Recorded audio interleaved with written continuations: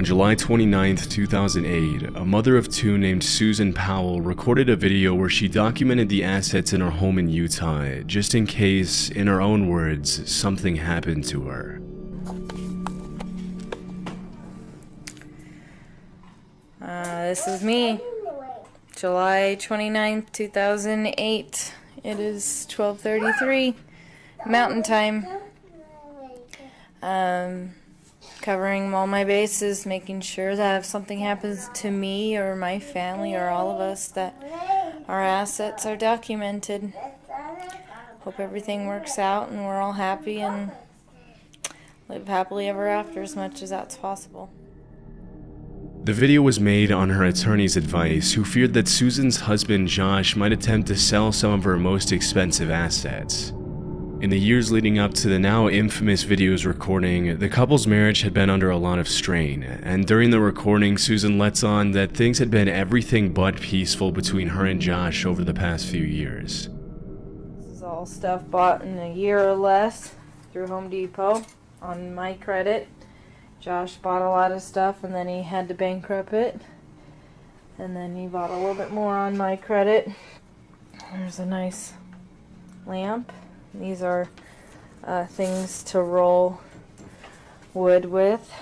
And I had necklaces too. I don't know where those are. I just got in a rage, as you can see, and broke this.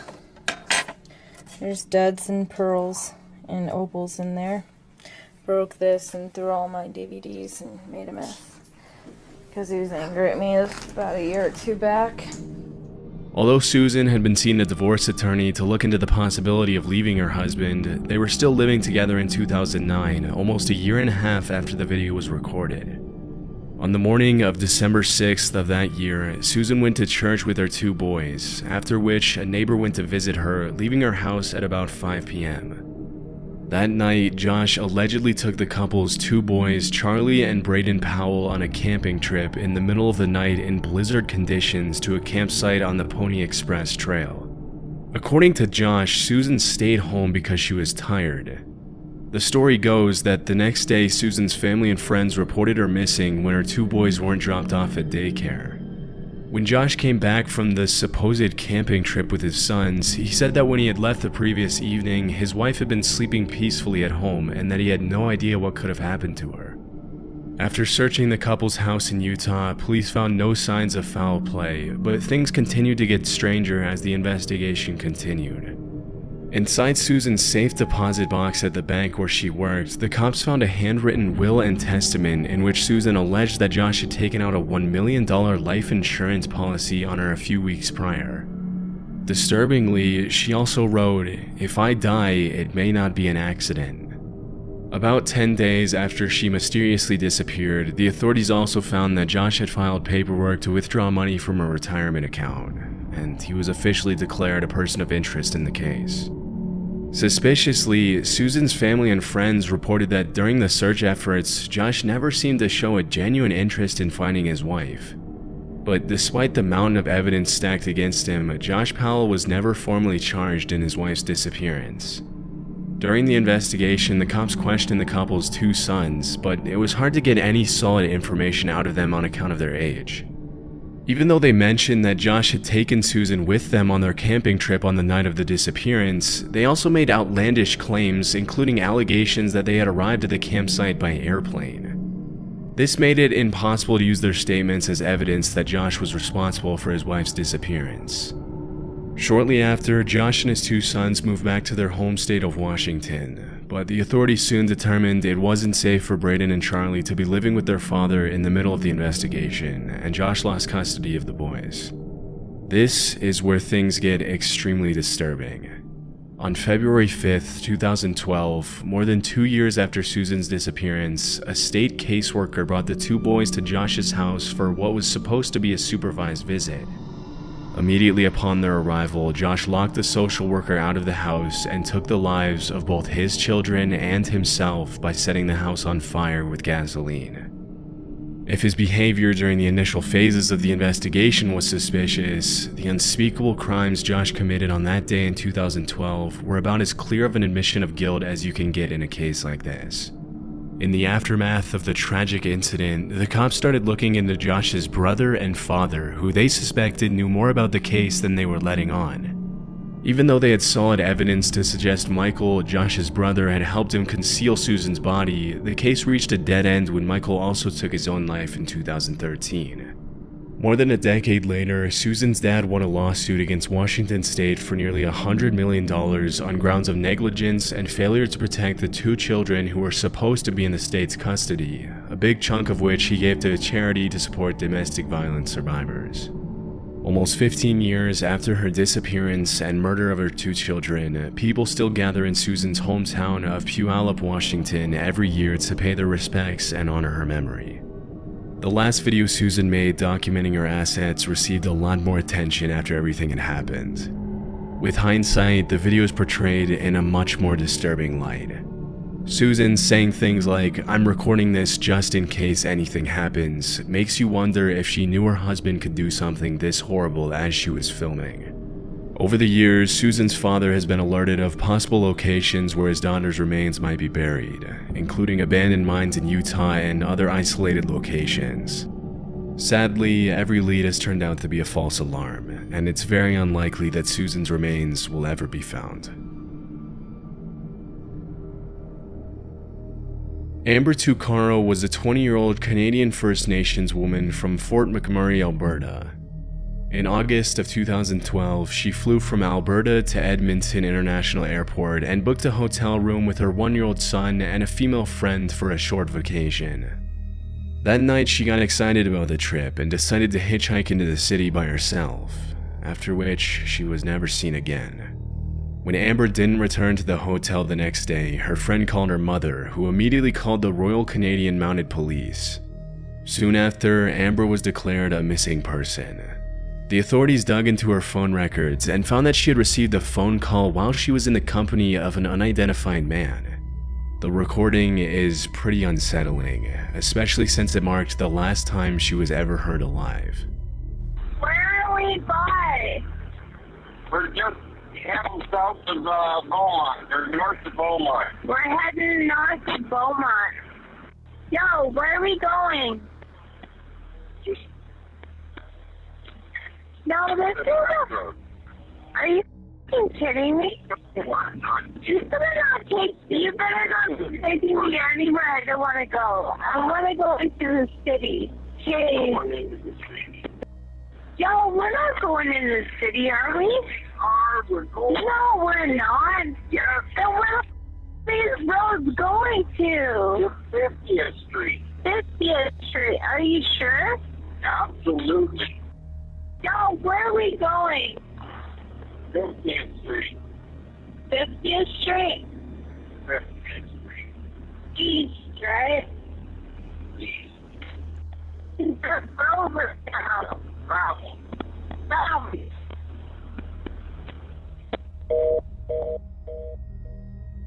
In the recording, a male driver can be heard reassuring Amber that they're heading where she wants to go, but she doesn't seem to be buying the story and is obviously pretty distressed.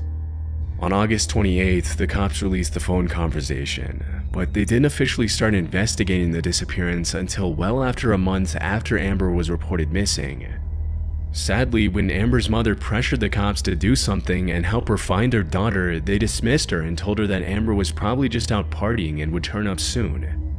Tragically, on September 1st, 2012, just 4 days after the audio from the eerie conversation was released, the remains of Amber's body were found on a rural property near Leduc County by a group of horseback riders. One of the most frustrating aspects of this case is how unprofessionally the disappearance was handled by the Canadian police. After just 1 month of searching, Amber was taken off missing persons list based on a series of suspicious, unconfirmed, and anonymous sightings in Edmonton, and it took her mother an entire month to get her back on the list.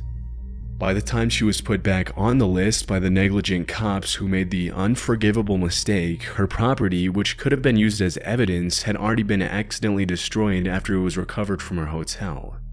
Over the years, a few women have come forward claiming to know the identity of the man in the recording, with all of them accusing the same man. The authorities say they've looked into him, but he wasn't declared a person of interest. A few years ago, another man came forward and claimed that the man in the recording was his father, an American citizen with no legal standing in Canada who had been living on a ranch in the greater Edmonton area.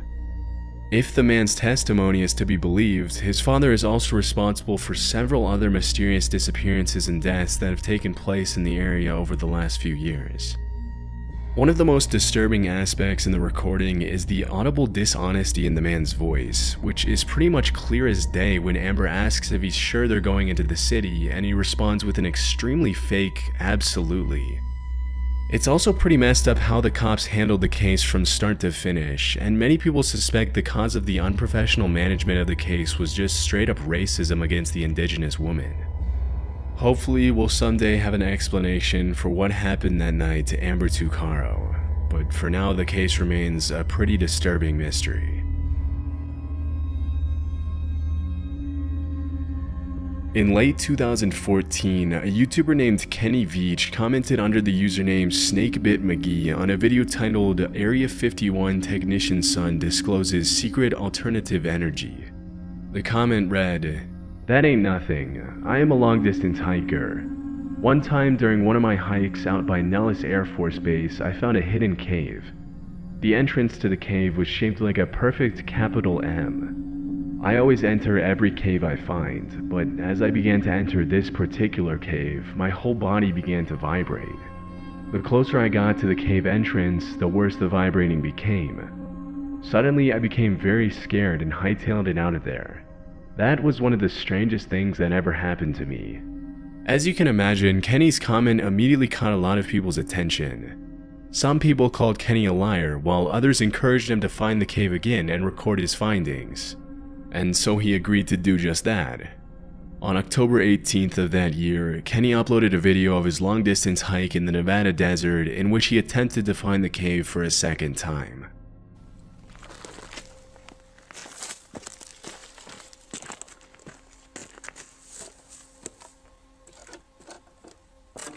Well, here I am on my hike up here in the mountains north of Las Vegas. This is a canyon I just walked up in. Now you can't tell, but my truck is way out there by the mountains at the very, very end of this valley. At the beginning of the video, Kenny stands at the top of an abandoned mine shaft and gives his viewers an introduction into the monstrous hike that lies ahead of him that day. As the day goes on, he continues to record what he sees as he travels through the Mojave Desert trying to locate the cave again. There's some interesting stuff coming up here. Look, see those? Look at that. Kinda right there. That's kind of cool. Alright, I'm going to turn it off and then I'll turn it back on here. Look at that, that's pretty cool right there. Huh. Alright, off with the camera.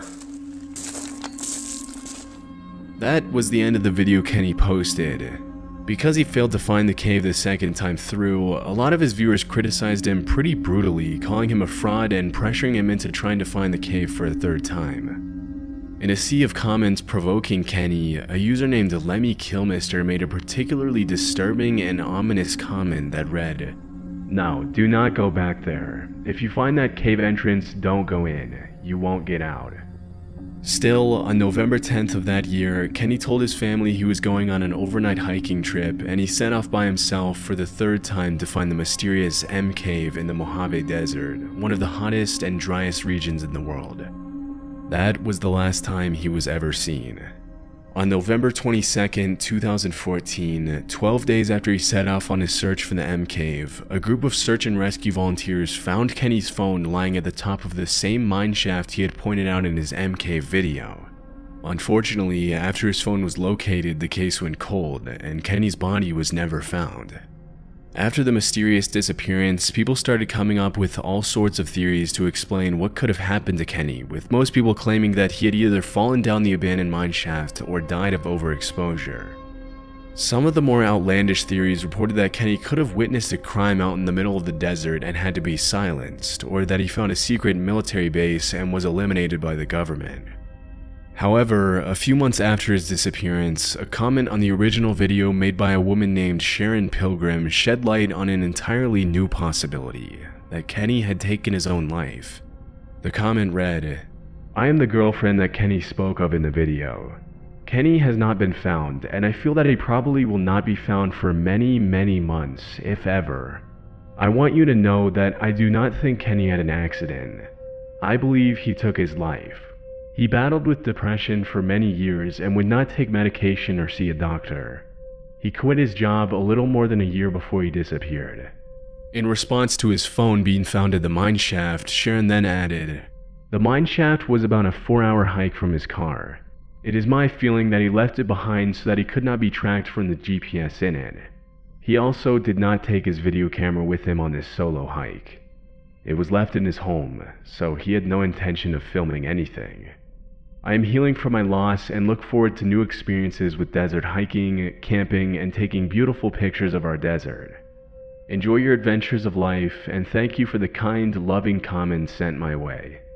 Even though the woman's comment seems pretty genuine and brings light to the very real possibility that Kenny took his own life, the case still doesn't have a solid conclusion.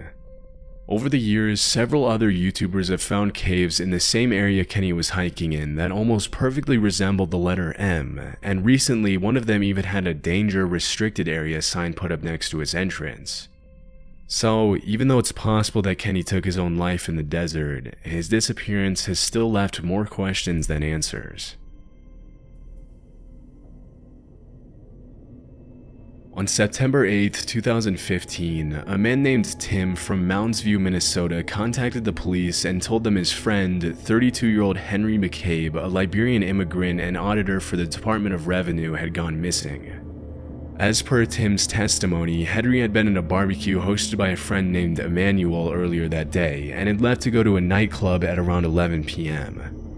After following up with the two acquaintances who had been with Henry at the club on the night of the disappearance, the cops realized they had a pretty complicated case on their hands. According to the two friends who had been with Henry at the C'est La Vie nightclub in Spring Lake that night, Henry had been drinking pretty heavily, and upon leaving the club at around 2 a.m., he allegedly asked William, one of the acquaintances he was with, to drop him off at a gas station nearby. After getting dropped off by William, who thought it was strange that Henry rejected his offer to drop him off at his house instead of a random gas station, Henry called his wife a little after 2:20 a.m. According to his wife, Henry sounded pretty delirious on the call, and near the end of the conversation, she called one of Henry's friends to ask him to go get her husband. Even though the friend didn't answer the call, the last 2 minutes of the conversation between Henry and his wife were recorded by the friend's voicemail, and the content of the conversation is pretty disturbing.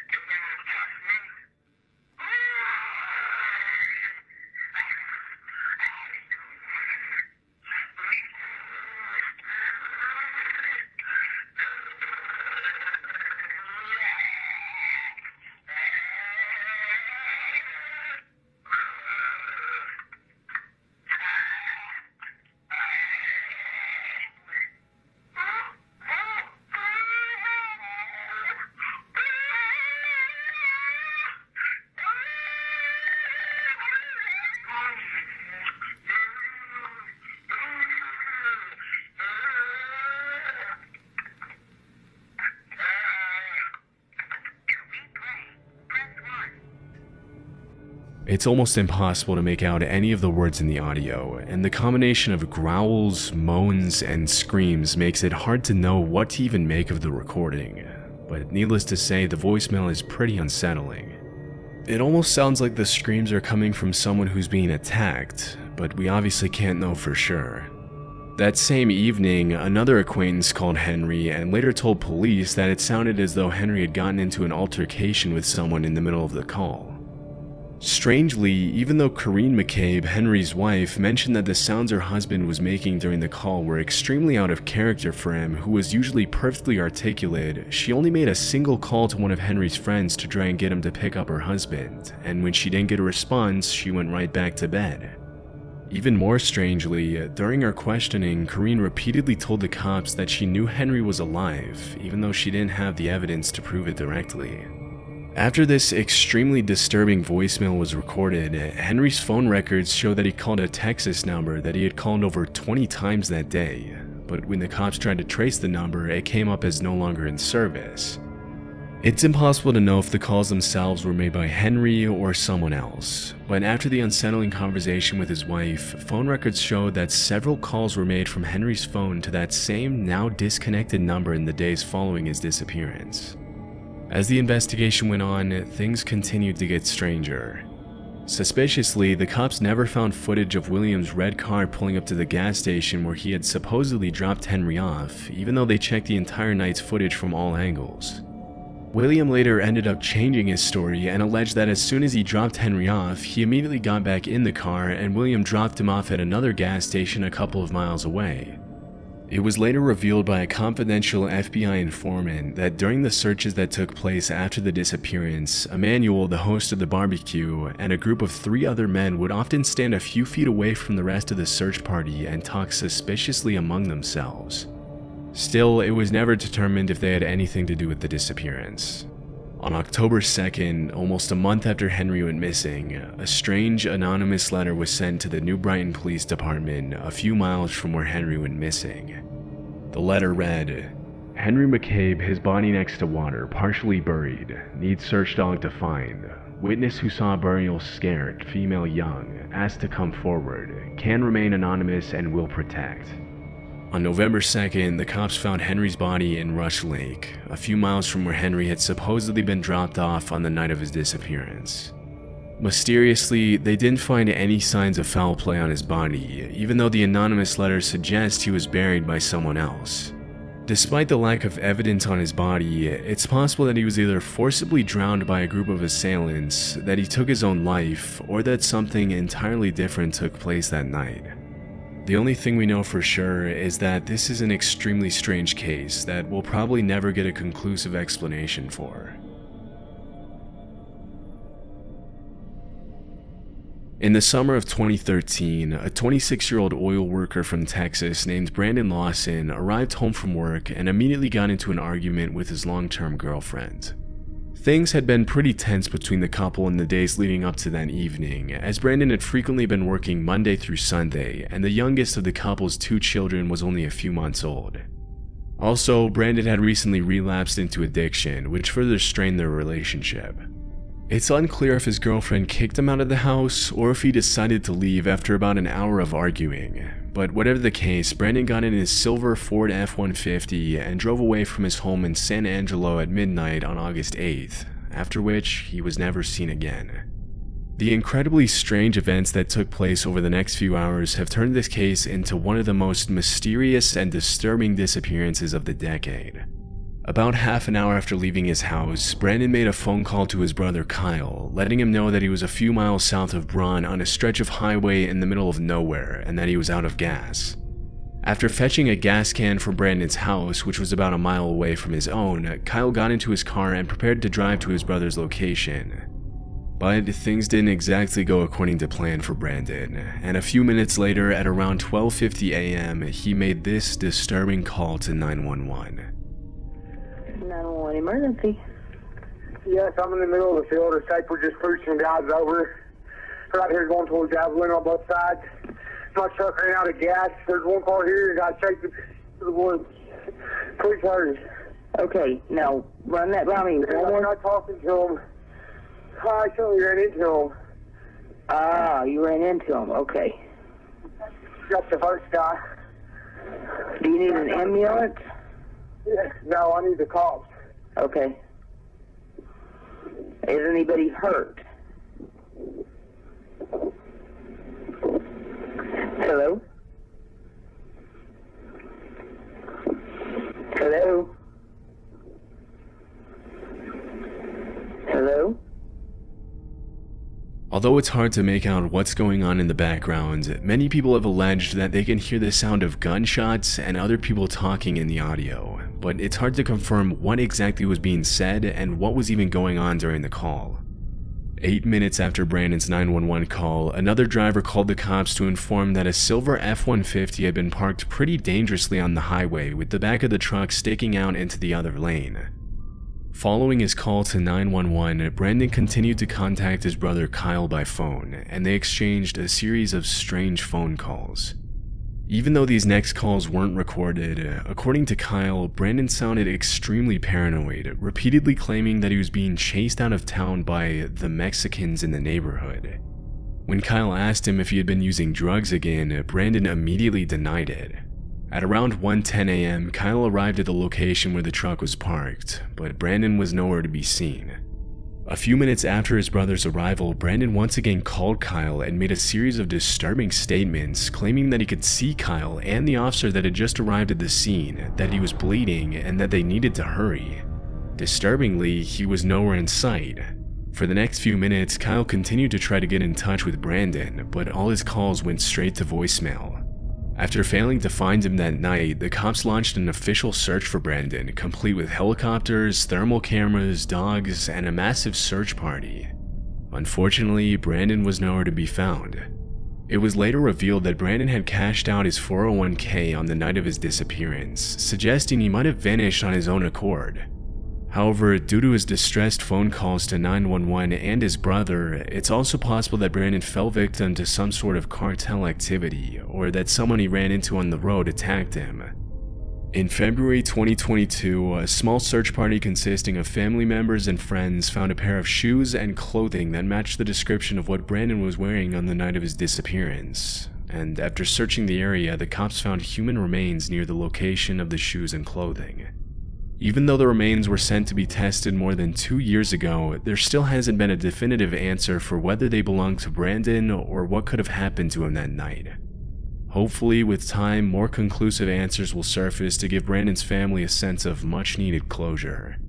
Until then, this will probably remain as one of the most disturbing missing persons cases from recent years.